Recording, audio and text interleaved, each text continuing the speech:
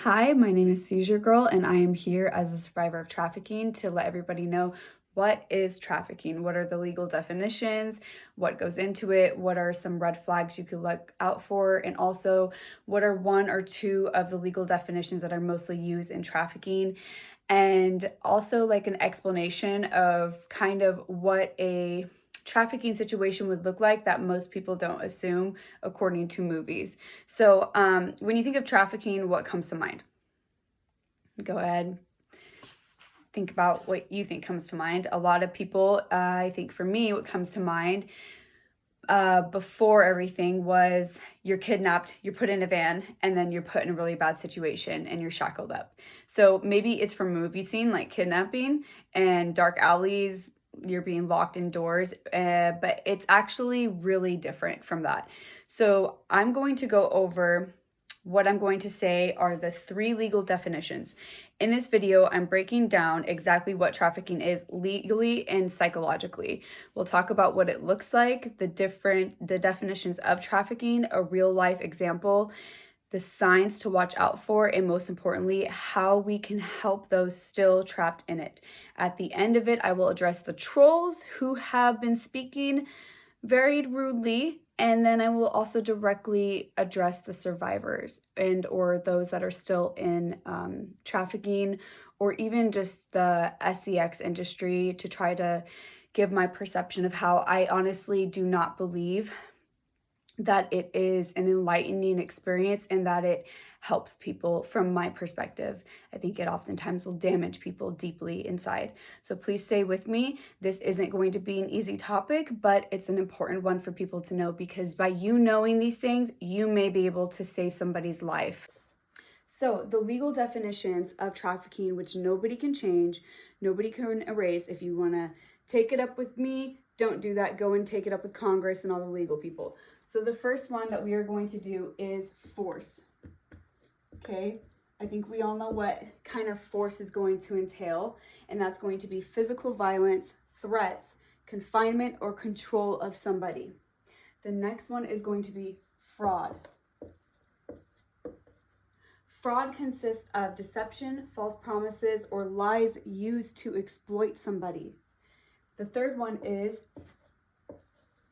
coercion. This is manipulation, blackmail, threats exploiting somebody's vulnerabilities like addiction, financial struggles, or homelessness. So out of these three, which one do you think is mostly used? Most people think it's force, okay? It's actually not going to be force. Most of the time, it's actually going to be fraud or coercion. So I'm going to give you an example of somebody that would be in a situation that would conspire these two situations. So let's take a woman, a young girl, for instance. She grew up in a really bad household. Her parents are not kind to her.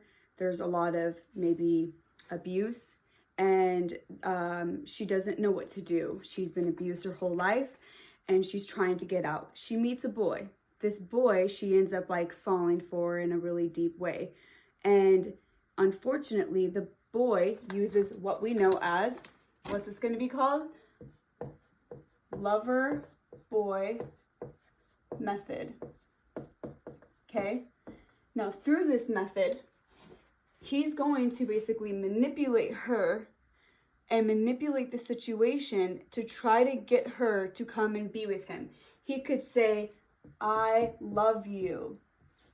I want to help you. I know some way that you can make money. You can just go on dinner dates with guys. It's super easy and I will be there for you. The girl sees a way out through the boy. She trusts him. She's naive. Unfortunately, it's not all that it seems. So in order to get out and escape from the situation that she is in of serious abuse and trauma of growing up with an abusive parent and staying with one, she then leans on this boy to try to help her and to try to go into something. First of all, he's basically, what is he doing? He's lying.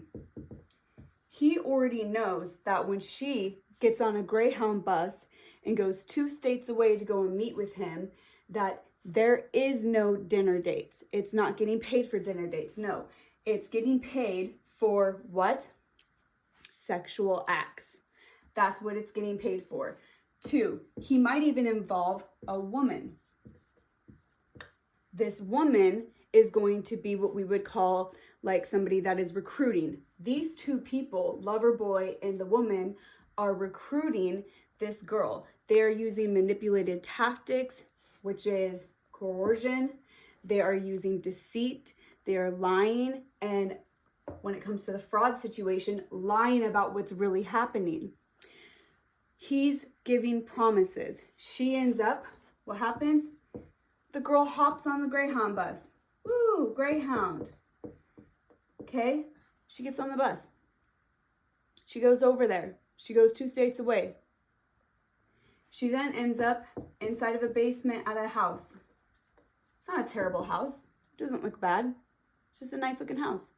But before she does that, she meets with the boy. The boy gives her kind of what, he said he would. Love. I love you. I will help you find a way out. And through that is the manipulation. So then they have a night together. They spend time together, kind of wrapping her in, okay? Then she goes to the basement. She comes to find out, after leaving her family, after leaving a note and believing that there was going to be a way to escape, what happens? She comes to find out that there is no dinner dates. She comes to find out that there is a menu. It's not a dinner menu. It's a menu with many different abbreviations and things like when we say LOL, there's going to be abbreviations for a sexual menu for her to pick through. At that point, she has no car. No car, no money, nowhere to go. She is literally stuck, okay? And they target what type of girls? Young girls. Who else do they target? Girls, men, women, transgenders, anybody like that come from bad childhoods. It's a purposeful tactic. It's people that know what they're doing. She's then stuck. She doesn't know what to do. She starts rappelling in her mind. What am I supposed to do? The girl, the woman that I talked about that she spoke to, she originally was telling her, hey, yeah, I go out to dinner with all these guys and they pay great money. There's no physical stuff involved. Not at all. Not unless you want to. But no, this woman, by being a girl and then be this woman trying to verify, you're good. It's that none of that's going to happen. Even though you asked. She what? She lied. That's where fraud comes into play. So the woman lied too. Okay? Everybody is lying to this one girl. Okay? Hello. She's not very happy anymore because she doesn't know what the hell to do with her life. She is stuck. She was brought into a situation where they lied about the actual job. They lied about the situation. They lied about the money. Coercion. Let me see. When we talk about coercion, manipulation, they manipulated her. They manipulated her because of what she was going through. They manipulated her in a way of using the fact that she was in an abusive childhood and also was 18, 19, whatever age she was, and they manipulated her. They used her vulnerabilities against her. Now, normally what will happen is eventually these two will come into play first. And then guess what will happen after that? What will happen after that is sometimes the girl will want to escape. And that's where force comes into play. Hello. Force. Where a girl eventually might grab a weapon to defend herself from the people holding her, or the person holding her, to try to use against them and run down a driveway only to be tackled down and to be brought back in. What else can come into play? Well, there's a nice little word called Stockholm Syndrome. And what is Stockholm Syndrome a reason of? Survival. It's a way for the brain to cope and survive with the abuse that the person is going through. I do not expect anybody to understand anything like this, but none of you can take away the legal definition and the stories of men and women and transgenders that have been trafficked. You cannot take this away. This is why we are talking about this, is to educate people to know exactly what is trafficking. So, now that we know exactly what are these methods, what is going on here, when we think about force, there's absolutely people that are kidnapped and forced in different ways. So what I want to talk to you about is trafficking isn't just a physical captivity. It's not about psychological chains. And here's a real life example that highlights people trying to help people being trafficked. And what do? The women, men, or transgenders, they eventually normalize the situation. So what a lot of people don't get, there's a lot psychologically going on there. In Birmingham, UK, law enforcement raided brothels suspected of trafficking. Some of the women believed to be trafficked refused help from counselors and police. Why, might you ask? Because the traffickers had convinced them they had no other options.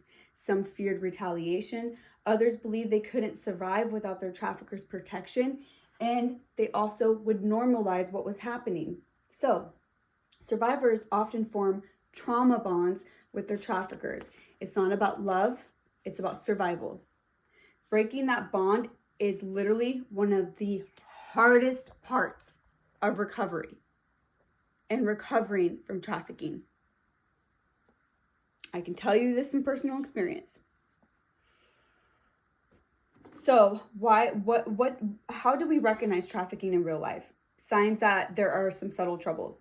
We can go with addiction.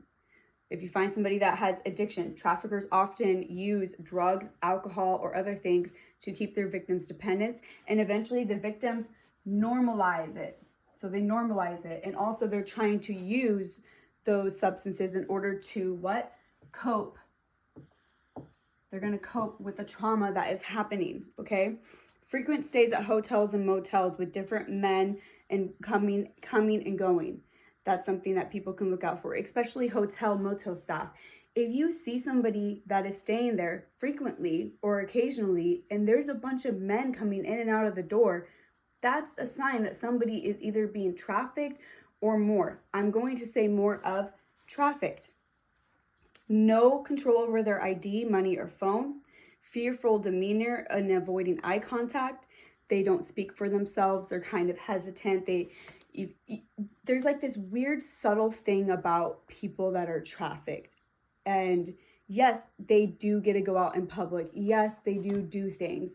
But that it doesn't denounce the fact that they are being trafficked. So branding. Inappropriate attire for the weather or the setting. We see many women out there that we would say are prostituting, but I'm guaranteeing you there's somebody behind all of that. Hotel and motel staff, I would say watch for young women escorted by different men or frequent visitors, as in like the same room. That's a huge one. So trafficking happens in plain sight. Trust your gut. Sometimes it feels off, and it probably is. So just trust your gut. One question I hear a lot is, why didn't they just leave? But I think the more important question is, why do so many people see trafficking and stay silent?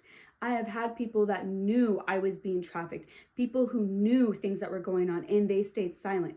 Recently, I had a phone conversation with somebody who apologized and told me that they were sorry they didn't speak up and say anything. They're sorry that they watched what happened.